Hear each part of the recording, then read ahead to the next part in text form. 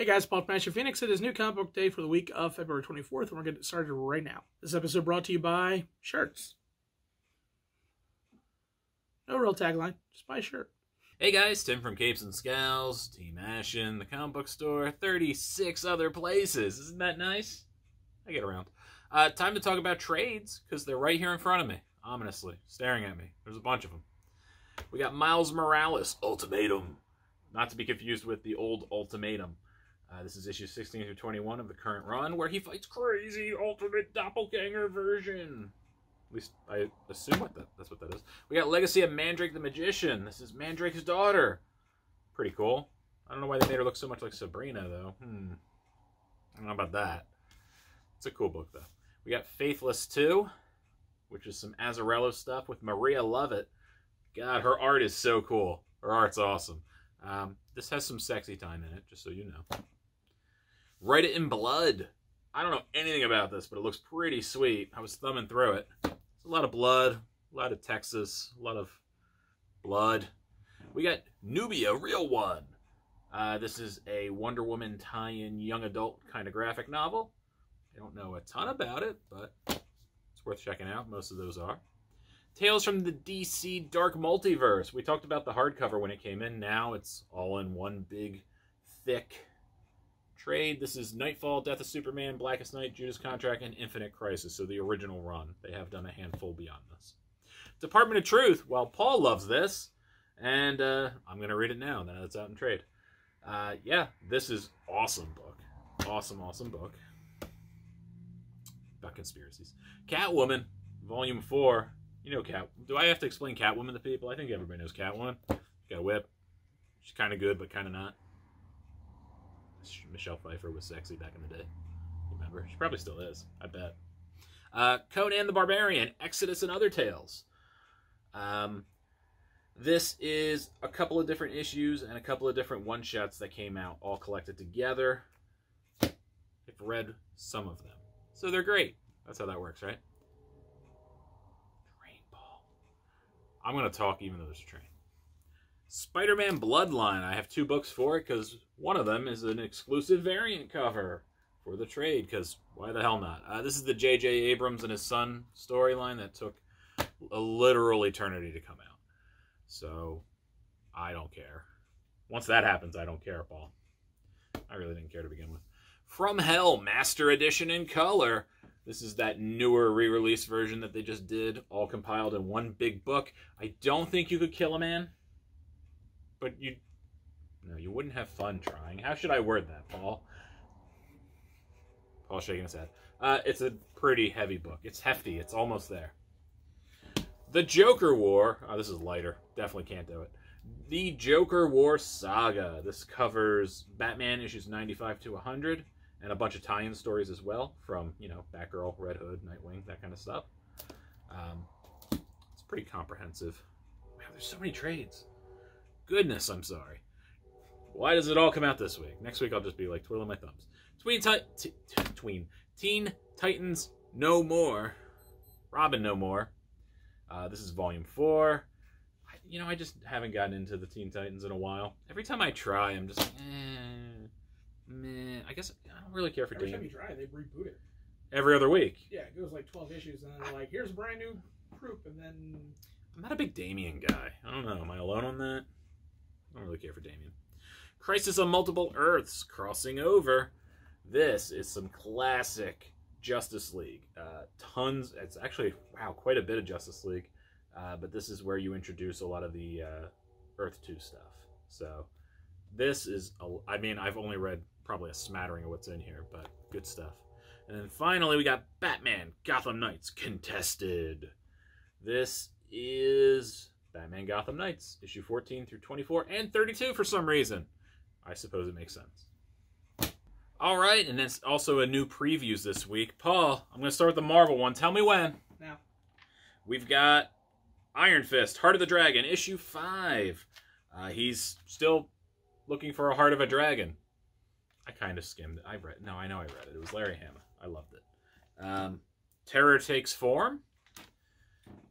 You're already all in on that book. Tell me when, Paul. Buckaroo Banzai. Against the World Crime League hardcover. The long-awaited sequel to the adventures of Buckaroo Banzai. Wow, I didn't know that would ever happen. How much fun is that? See, you never know. First up, we have Faith, issue number 1. This is a one-shot from Boom. This is a kind of an alternate storyline on what could have happened based on your knowledge of the Buffy series. The problem is you have to have knowledge of the Buffy series, whether in comic book form or whether in the show. Otherwise, none of this makes sense to you. And that is a serious problem for any book. Books should be, you should be able to at least get the story and understand what is going on. All of the hooks, all the tie-ins, all the things that make this a cool book only exist if you know the entire mythos of Buffy the Vampire Slayer. So, as that, I think it's kind of a failure on that. And was it a good story? If you are a Buffy fan, this is a very interesting book. The art is good.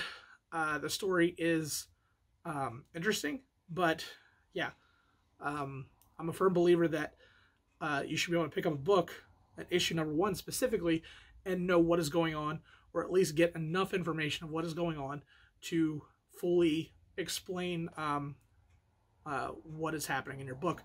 The ending to this book is actually really cool, but again, if you know nothing about the story, this makes no sense to you. So it's up to you if you want to grab it. If you're a big Buffy fan, this will be a fun book. If you're not a Buffy fan, yeah, you have no idea what's going on. You should pass. All right, guys, I liked all 3 of my books, Paul. Doesn't always happen. It's true. So I had to struggle with which one was going to be my pick of the week. So know that all of these are pretty solid.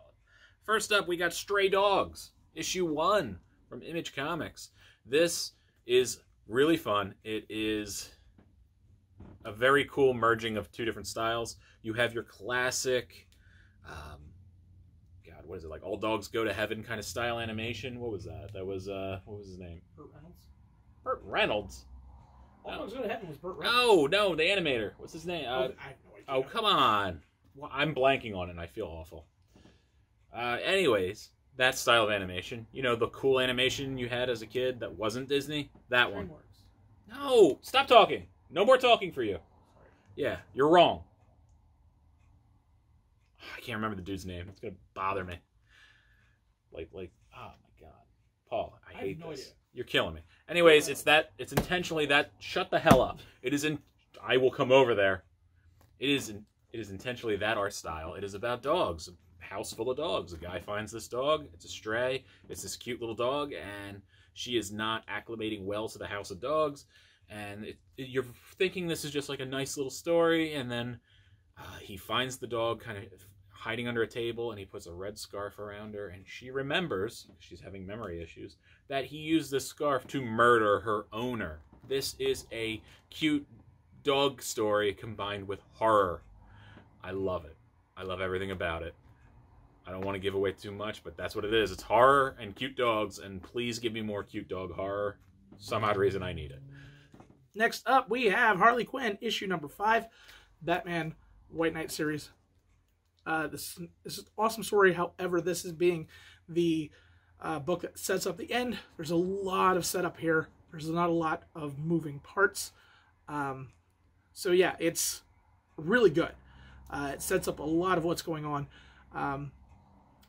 But like I said, setup books, there's not a ton here. I mean, there's a really fun interaction between Batman and what is going on and the world of Gotham as is. So if you've already been a fan of this book, this is going to be a great issue for you. But it was Don Bluth. Don Bluth was the name I couldn't remember. Five Will Goes West, American Tail, you know, Lamb for Time, Troll in Central Park. That's what I meant. That's more important than me doing my second book right now. It was Don Bluth, damn it. All you people who yelled at your screen and said I'm an idiot, you were right. I brain farted it. Anyways, this was so close to being my pick of the week. I'm talking so close. By the Horns from Scout Comics. It's about a girl who is really good at killing monsters. And this book has that D&D feel. What you know is someone she loves was killed by a unicorn. So she has gone out from the village time after time to try to find a unicorn to kill. Any unicorn. She wants to kill all the unicorns because she is not 100% which one took the person she loved. The village is kind of tired of her bringing back, like, monster heads and stuff and making soup out of them. She's like, we don't need any more monster heads. We need you in the town, pulling your weight and helping out.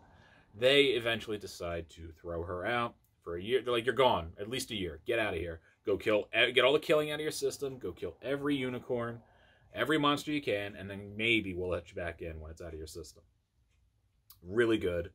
So it's D&D. It's a revenge story. She ends up, I'm not going to spoil too much, but she goes to another town. She gets a possible clue as to where there could be a unicorn, and I am very excited for all the hoops she's going to have to jump through to potentially get there. So if you like it, it feels like I'm playing D&D just reading it. And I loved it. By the horns, Scout Comics, please, please, please get it. It was really good. It was so close to being my pick of the week. What is my pick of the week? It is Two Moons. This is a fun new series taking place during the Civil War. You have your main character, Virgil, who is also known as Two Moons because he is a Native American from the Pawnee tribe. He was... He's a soldier in the Union, and as he's trying to go through things, he's getting these flashbacks of what he assumes is his own mental breakdown, dealing with the horrors of war during the Civil War. But are they that, or are they something very supernatural and devious happening in the world around him? This is really, really well written. It's a fantastic art, and I really like it.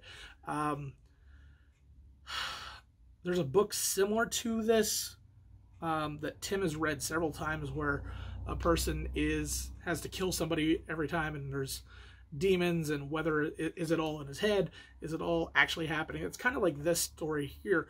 You don't know what's actually in his head and what is not in his head. You're assuming it's not in his head. You're assuming it's actually happening. He's the only one that can see it.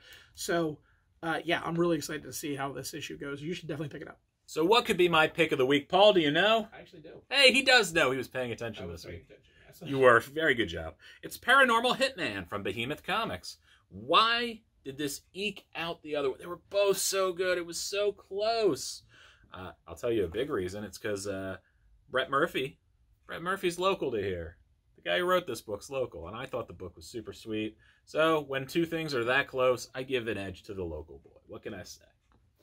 Basically, it's 1978. There's these two hitmen doing what hitmen do, driving a body in a trunk across state lines when they are taken against their will by a government agency that deals with ghosts.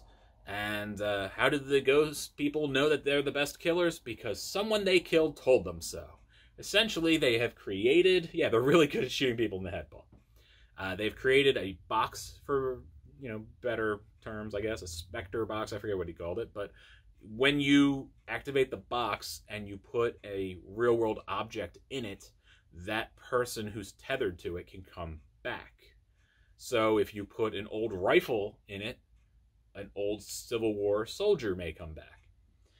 So they are this government agency nobody's heard of, and they want to hire the two best hitmen to join them and help them take care of rogue ghosts and other issues that may come up. The problem is their mob boss is onto them, realizes what is happening to some extent, and he wants in on the action. He also wants them dead because he feels that they were rats, even though they technically weren't. This is a lot of fun. It's really great. Please check it out. Art's pretty solid. I like the banter between everybody in it, and yeah, man, good stuff. So check it out. Paranormal Hitman, and it has a cool variant cover. All right, that's it. Made it to the end. Thank you guys.